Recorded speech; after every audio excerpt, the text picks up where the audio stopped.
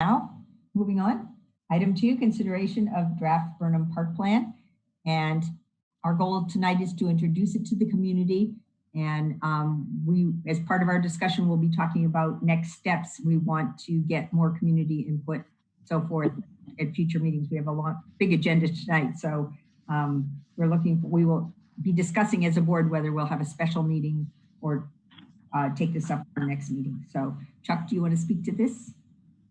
Well, actually, I was going to turn it over to Steve Kikuchi and Tom Conroy. So they prepared a preliminary draft along with a 4-page agenda memo that shows the proposed plan. So I don't know who wants to take the lead, Steve or Tom?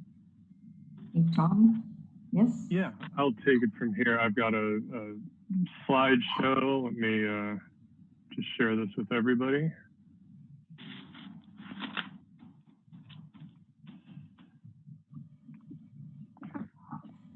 Everybody see that okay? Yep. Yes. Great. Well, thank you to everybody. It's good to be back in front of the full board.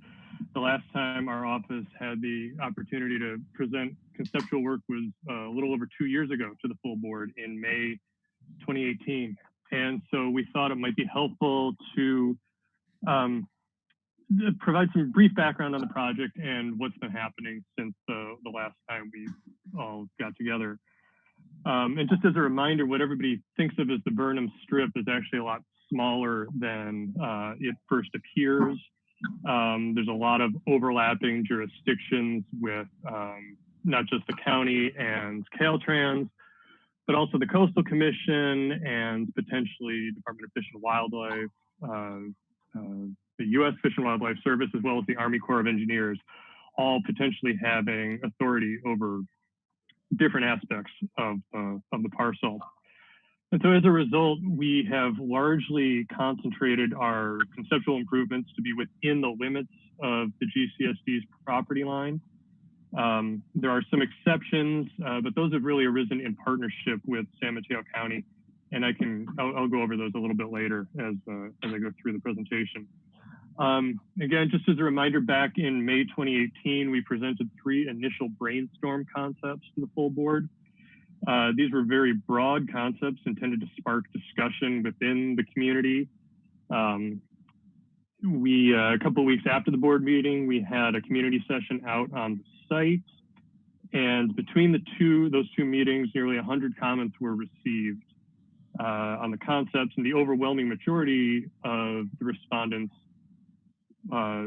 supported a moderately active park based around this concept B right in the middle.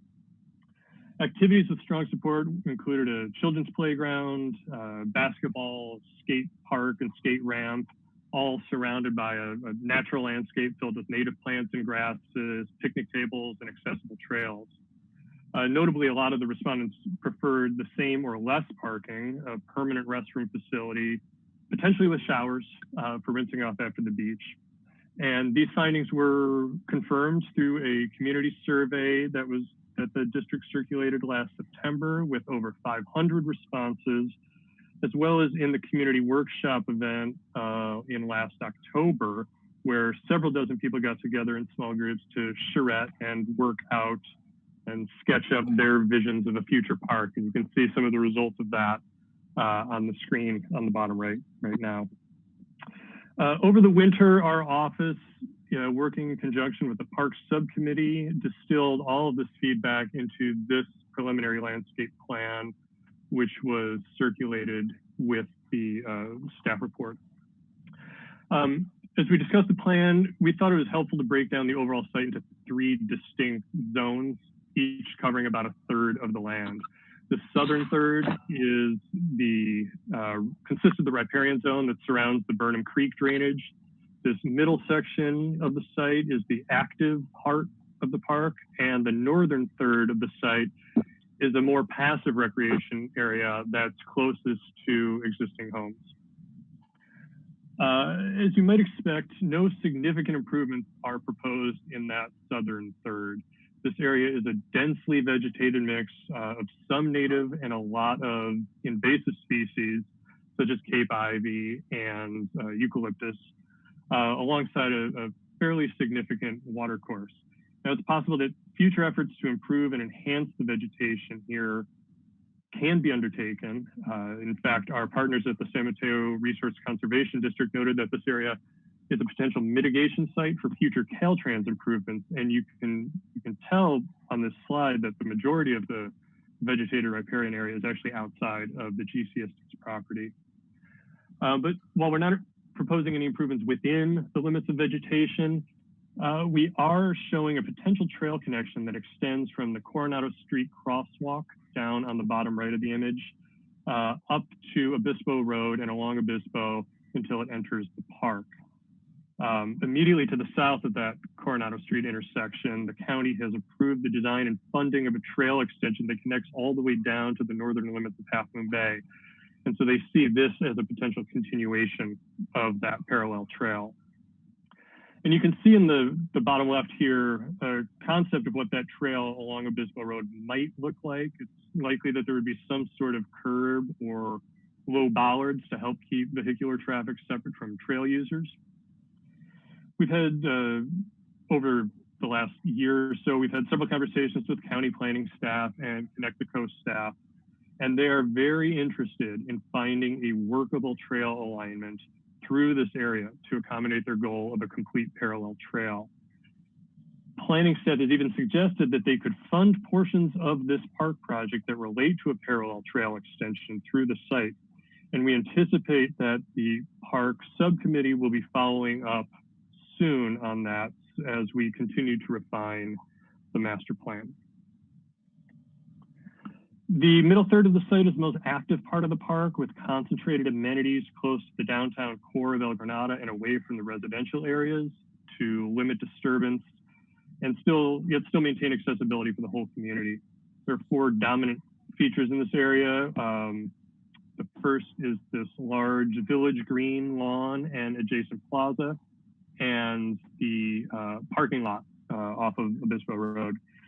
And a lot of consideration and back and forth went into the siting of these 2 features, as one of the questions that kept arising as we worked through the project is this parking lot for residents and park users, or is the parking lot for beachgoers? And one limitation we kept running up against by keeping the parking lot in its current location is the county's riparian setback, which is 50 feet from the limits of existing vegetation. Now, this limit is currently ignored in the current informal gravel lot, but it would be strictly enforced with any proposed site improvements, and it would severely limit our opportunity for keeping parking in the current location. So ultimately, after several discussions with the county, we learned that county staff is actively looking at specific beach parking alternatives in the Caltrans right-of-way and other county areas. And so consolidating an appropriately sized parking lot close to the active amenities in the park was really the obvious choice. Filling out the active areas of the park are a redeveloped stormwater management area and an active play zone. And I'll go through these areas in a little bit more detail. This is the Village Green area and Central Plaza. And the proper entrance to the park is at the end of Avenue Portola, at an entry plaza that has the advantage of welcoming visitors to the park. This is a multi-purpose space with opportunities for small groups to meet, potentially with a combination of fixed and movable seating.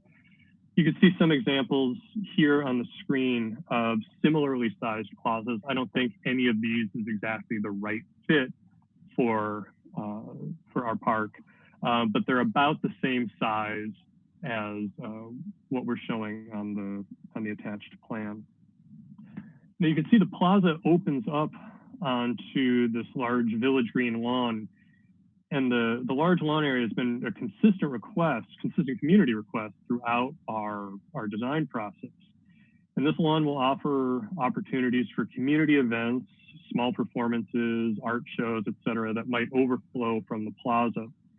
When events are not being held, this lawn is most likely a more passive recreation space for relaxing or informal play. Surrounding the lawn is a wide trail that allows for mixed bike and pedestrian circulation. And where the lawn extends on the north and the south towards the drainages and planting areas, these buffer planting zones occur. And these might be a mix of unmowed or no-mow type grasses, probably with a mix of native perennials or small shrubs that create a natural transition from a maintained green space to a less active area. The parking areas, as I mentioned before, the new parking lot is smaller than the existing on-site gravel lot with 33 stalls. But in addition to this parking lot, there is designated street parking at various points along the entire length of the park. And this should help reduce potential congestion in the lot for visitors who prefer to spend their time in less active parts of the park. All new street parking stalls would be protected. You can see some examples here where the curb bumps out around the parking and is filled with planting.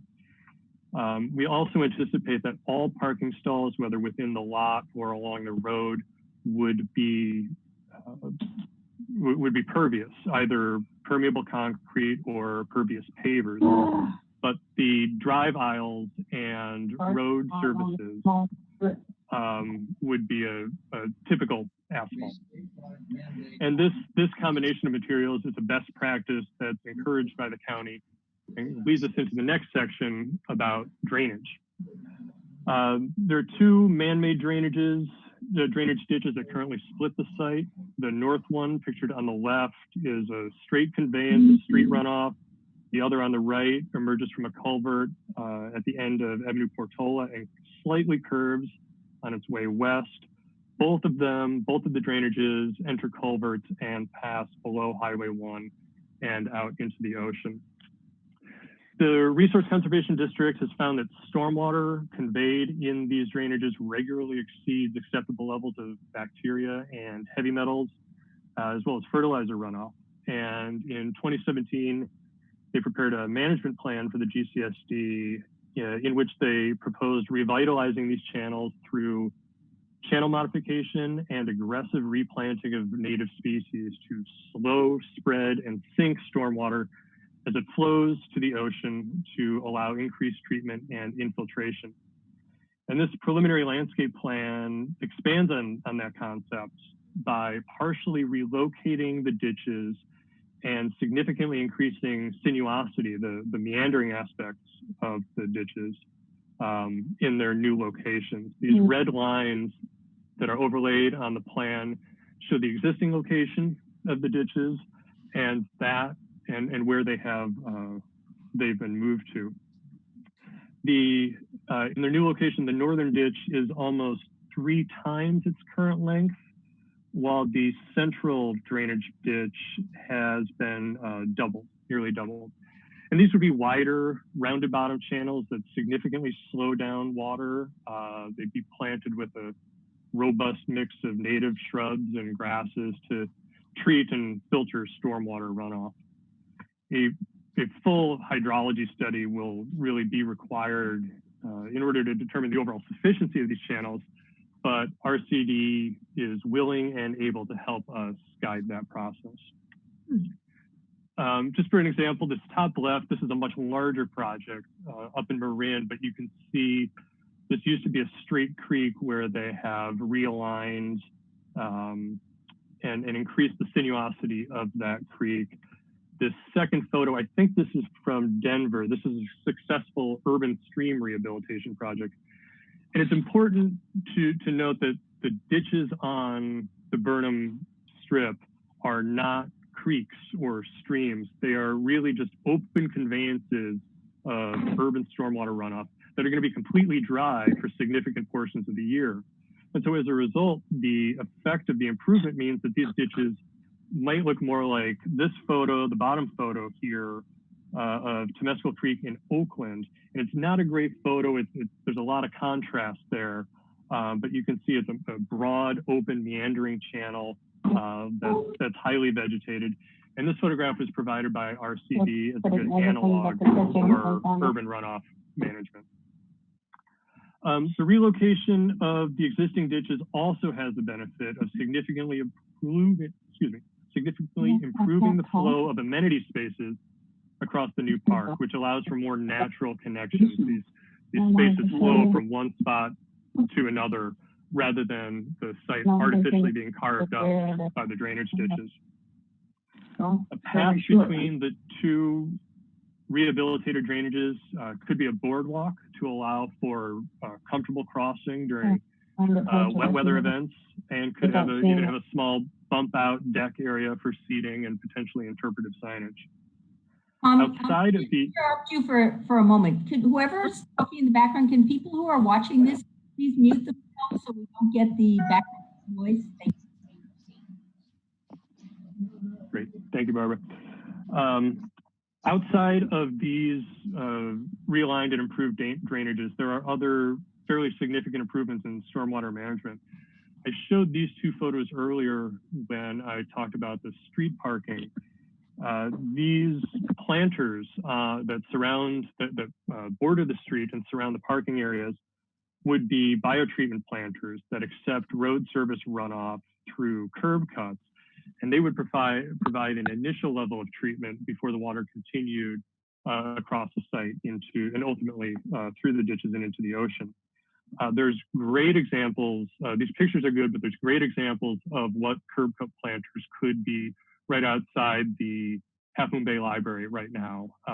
They are, here we are in mid-June. It hasn't rained in ages, and they are robust and attractive and full of native species that do a great job in filtering stormwater.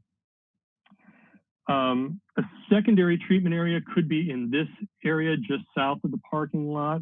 This might be a rain garden. A rain garden is a broader area that accepts and holds stormwater for longer periods of time than the roadside biotreatment areas might be.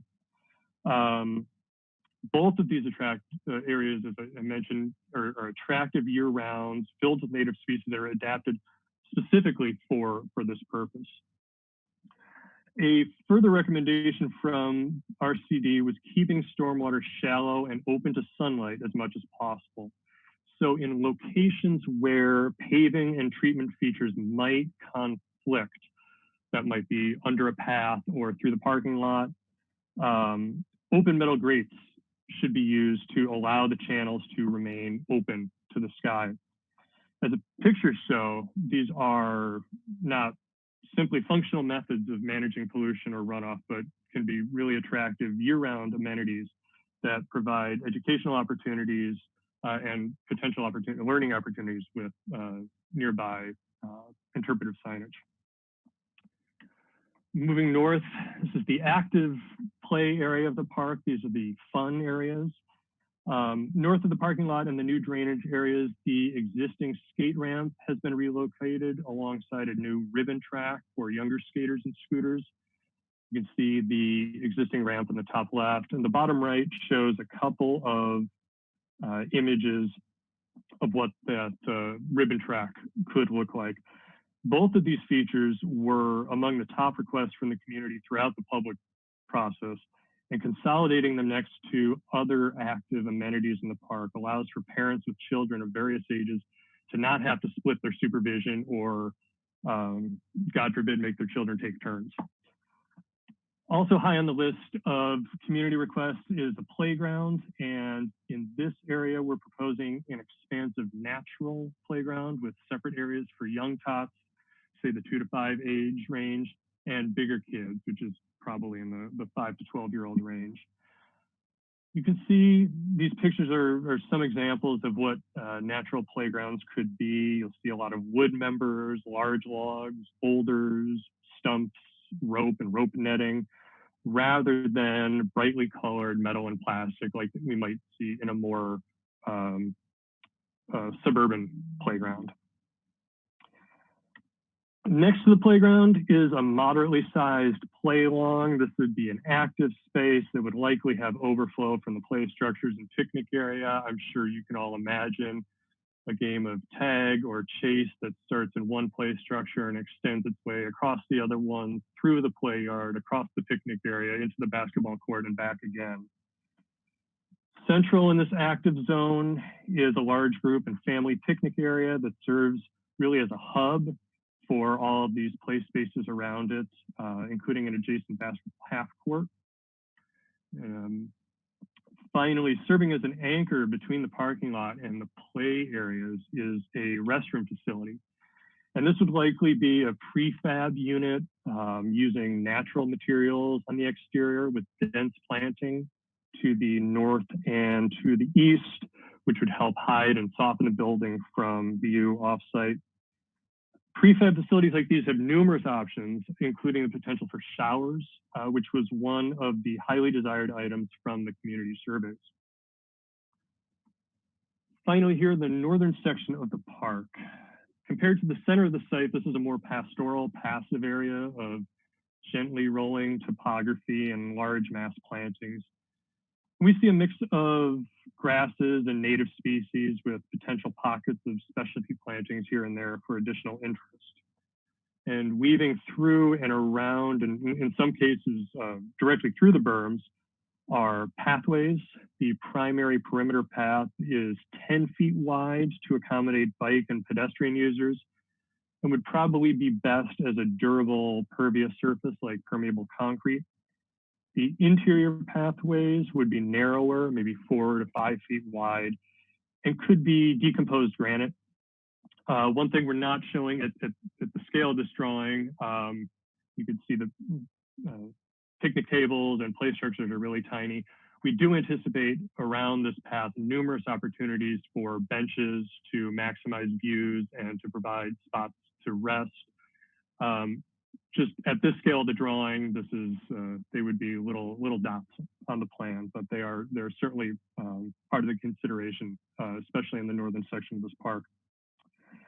Going back to the paths, the varying widths, the 10 feet and the 5 foot paths, are designed to accommodate a broad mix of park users, whether they're walkers or joggers or bike riders.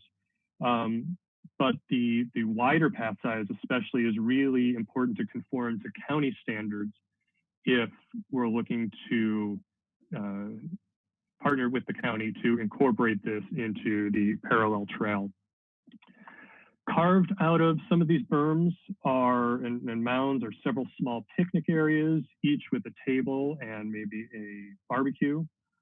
Low gabion walls, that's the picture on the left, could retain the earth, and these are a lower cost, more natural alternative to wood or concrete walls. And we don't think any of these walls would really be any more than 3 feet, but hopefully, or our goal with these, nestling these picnic areas into the berms is to provide a little bit more protected, sheltered space, especially from the wind, and yet still maximizing views out to the ocean or into other areas of the park. These areas on the plan are some of the locations we have proposed for fitness stations. These small exercise facilities would reflect the same use of natural materials as much as possible used in the play structures to the south. It's interesting, in our current COVID environment, opportunities for active outdoor recreation are sorely needed. And an article last month in the New York Times suggests that outdoor fitness stations like these are experiencing quite a renewed interest. And finally, as I mentioned, should the partnership with the county for incorporating a portion of the parallel trail into the park design prove fruitful, ample opportunity exists to connect to a northern extension at some point in the future. Park costs. We've done some very preliminary cost analysis of what the construction cost would be. And our preliminary estimate is in the $6 to $6.5 million range. That does include contingency and other planning in there, but it does not include permit or consultant fees. Part of the scoping of the environmental documents will be to help narrow or broaden the scope of how many outside consultants, whether it's biologists, hydrological engineers, civil engineers, or potentially geotechnical engineers, investigations may be required for developing the park drawings. So this could add another 15 to 20%, depending on the level of review required. But at this stage, I really want to caution you, there is a really big delta because we're talking about a loose conceptual plan. And so these numbers can change a lot as we continue to refine and work towards a final master plan. Significant portions of the scope of work are eligible for grant funding. The county specifically encouraged staff to look into working with the California Coastal Conservancy as parks like this are really right up their alley. And in addition, the county has expressed a willingness to help fund the trail work through the park. And finally, as we move towards the final master plan, that plan can incorporate and accommodate phasing as required or if required due to funding reasons. Finally, next steps. Now, if the board approves the general direction of the preliminary landscape plan, all feedback received from the board and from the public, as well as from our conversations with the county, will be incorporated into a final master plan for the board's review and approval, likely later this summer. Board approval on the master plan will allow work to proceed on preparing submittal drawings for the required coastal development permit, use permit, and design review from the County Planning Commission. And that, in parallel with that, work will begin to proceed on preparing the environmental review. And it's at that initial stage is where we have our first meetings with the Coastal Commission and Caltrans and potentially other agencies to really define the overall scope of the project and what environmental review is required. And parallel to all of this would be cost sharing agreements with the county for the trail work, as well as grant applications to partner agencies for things like the stormwater transportation and riparian improvements. So I hope that catches everybody up to what we've been doing for the last couple of years. And if there's any questions, I'm happy to take them, and I can flip back through the slideshow to any of these images if that's helpful.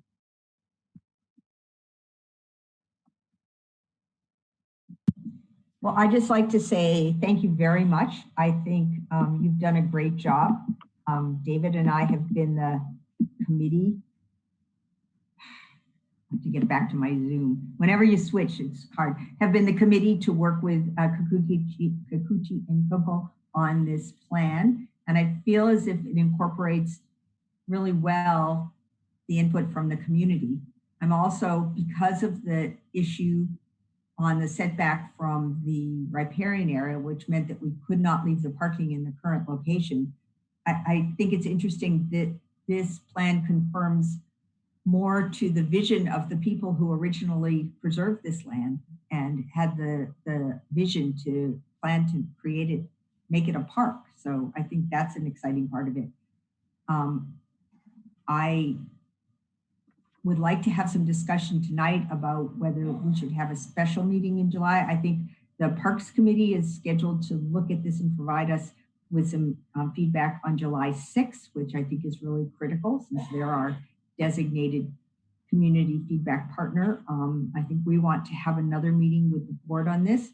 So I'd love to hear the comments of the other board members and anyone from the public who would like to speak on this topic. So I don't really see that there's a way for me to see hands raised, but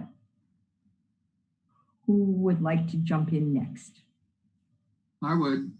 Okay. I think this is beautiful. I really like this. It's just, yeah, this is great.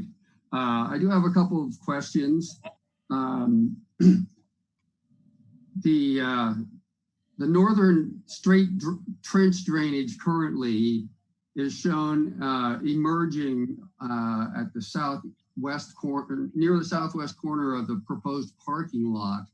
And I'm wondering how you get that water over there.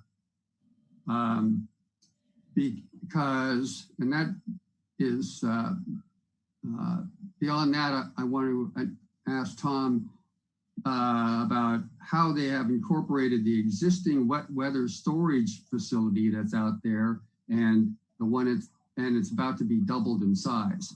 And like, as far as I know, those manholes aren't going anywhere. So it looks to me like you'll have to probably pipe underneath the proposed parking lot to get the water to start over where it's conceived as starting. And I don't know how much subsurface excavation is possible in those areas. Yeah, thank you for both of those. They're good questions, and I will answer them to the best of my ability at this time. Number one, we don't have the hydrology study. And so in conceptualizing the arrangement of these new or revitalized drainages, we've had to speculate a little bit and use our observations from what we can see. It's our belief that the northern ditch largely funnels surface water from about Avenue Portola to the south and all the way up to Avenue Alhambra on the north. There's a number of catch basins along there that appear to funnel into a catch basin that's directly across the street from where that northern ditch is. There's quite a drop off in elevation from where that catch basin is to where the water leaves the site along the Caltrans right-of-way line. And what we anticipate, or what we hope, is that we'll be able to pipe that water at a higher elevation further away from the bottom of that ditch so that we can slowly snake the water back and forth to where it meets its existing point. It's also possible that if you look at the plan, there's a strip, a green strip between the parking lot and the sidewalk just to the east of the parking lot there. It's quite possible that that might actually be the beginning of this northern ditch, which would then wind its way all the way around again. But again, further studies will be able to suss that out.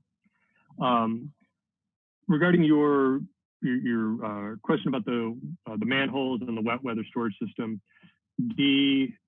I didn't want to overlay that on this plan because I thought we might have too many overlaying graphics and it might confuse things, but I can, we have looked at that, and all of the existing improvements avoid that the current wet weather management system right now. Some of the manholes would occur perhaps under paved areas or in the planting areas just to the north of the picnic area. There's a couple of them that may occur in the picnic area, but none of them are in the vicinity of the play structures. And there are rubber caps that fit over those manholes, and we imagine, on top of those rubber caps would be, a good layer of bark mulch as well. I want to call on David now because David's been part of the committee that's been working on this with me. Do you want to give us your thoughts, David, and how you think we should go about the public input?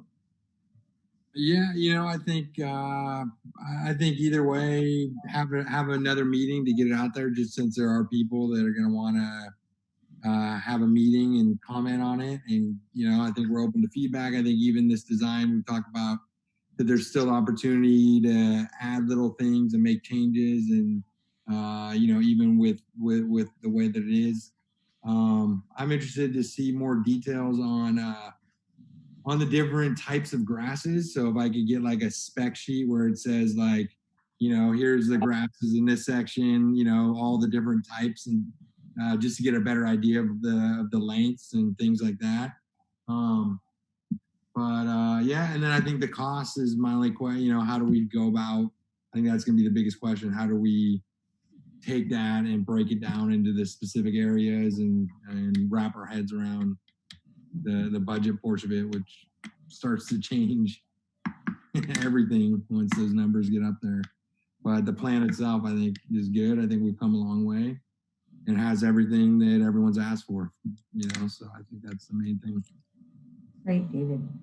Just let me say that, to remind the community, we get $600,000 a year in property tax revenue that the state does not want us to use for sewers, which was why the citizens of this community voted to form a community services district to use that money to improve our community. And right now we're putting $400,000 a year of that aside for use on this park. And with that and this is not revenue that would go away, and it is not money added on to anybody's property tax. It comes out of the property tax that people pay and comes back to their own community and is available for this. It seems like too good to be true, but it really is true that this funding is available. So we can finance this without too much trouble. Yes, we're going to have a lot more discussions, but this is not a pie in the sky plan. This is something that is within the capacity of the financial situation of GCSD. Who on the board wants to speak next? Would someone else like to give us some feedback, and then I'll call on members of the public? Anyone who wants to talk. Sure, I can talk. I mean, on the plan itself, I don't have a lot of comments other than to just say that I think it's quite thoughtful, and it seems to have really taken the feedback from the community and use that to come up with something that reflects what we've heard people want. So I appreciate all the work that everybody has put into making that happen. I do think there's probably benefit to a meeting to discuss with members of the public. Yes. Just recognizing that for good or for bad, I don't know how many people look at the agendas to these meetings. So I think we want to put some effort into really advertising this specifically so that we can try to draw a diverse crowd and see what the reaction is to this from the public at large. Thank you. Jim, do you want to speak? Oh, you're muted. We can't hear you. I can hear me, sorry. Yeah, so the plans are very impressive and capture most of the ideas of the committee. So it's going to be interesting to see how the bike traffic compares, how high the bikes will be going through the various areas, because if they're at high speed, they may not want to go too close to the basketball area, things like that. So it's a matter of controlling the bikes, but that's just a minor point. But very impressive plans. That's all I have. Sorry. Nancy Marshart, chair of our Parks Advisory Committee, did you want to make any comments? Yeah, yes, and I'll, you said we'll have a PAC meeting where we'll brainstorm. Sorry for mini talk on my watch. Just a thought though, I read the new guidance from the county health department on meetings, and it does allow larger gatherings now, but still with social distance and health plans and so on. I'm thinking about that and a Zoom meeting I was on last week with about 40 people, and the challenge of keeping track of comments and questions in a gathering that big. I have an idea I'll just toss out. We'll talk about it at PAC as well. But I thought about the billboard that the fire station put up with the picture of the new fire station long before it was built. And my thought was whether we could have the plan put on a big billboard, at the end of Portola, with a web link or a QR code to take them to a special web page where they can maybe see more detail like Tom's presentation and post comments. And just, just give them a place to go and leave it up for a few weeks. And just get as many comments from the public as we can in a very passive way, without trying to do a meeting where they're all trying to give comments at once. I think it's a great idea. Yeah. At PAC, we'll talk more about all the ideas we have about how to do that, given the constraints we have with the health situation. Well, I know we have a bunch more on the agenda. Pat, do you want to speak, or Michelle? And does anyone else who's on this call want to address the group? Pat. Can you hear me? Yes. Okay, great. Well done overall for the playground design. I was just looking at the community needs survey results and seeing what was missing or less emphasized, but was highly rated on the community surveys. One was multi-use courts and a skate park versus what I saw here was a minor, what was it, a wave ramp, did you call it? A mini pump track kind of thing. I was wondering if you could speak to those two, and then I have one other comment. We're trying not to have a big discussion of tonight, but okay. Sure. Briefly, the multi-use court, that area where we're showing a basketball half court, I think that can be many different things. It's a pretty big area. I don't know if tennis would be particularly well suited out there, but it is a pretty broad paved area that I think could be adaptable to many different things. As far as that pump track, mini skate park, we have an area on the plan that occurs between the relocated skate ramp and the basketball court or multi-use court. I think the ultimate shape and the ultimate configuration of whatever that goes in there, whether it's a dedicated concrete bowl skate park or a skate and scoot track for younger kids, I think that can continue to be developed. From a practical perspective, that doesn't have a big impact on any of the environmental work that needs to happen, any of the engineering work that needs to happen. So I think we can continue to have those discussions amongst the board, amongst the PAC, and broadly in the overall community, and put something in there that's really going to hit all of those spots, all of those targets, and target demographics for people that are going to be using this park. Just one quick final question. What sort of consideration are you giving for ADA compliance, Americans with Disabilities Act? Say, for instance, I appreciate a naturescape playground, but those generally are not ADA accessible. So where is your thinking? Our expectation is that the entirety of the park will be accessible, at least the access routes. When it comes to designing the actual play structures, there are certain standards that we have to hit.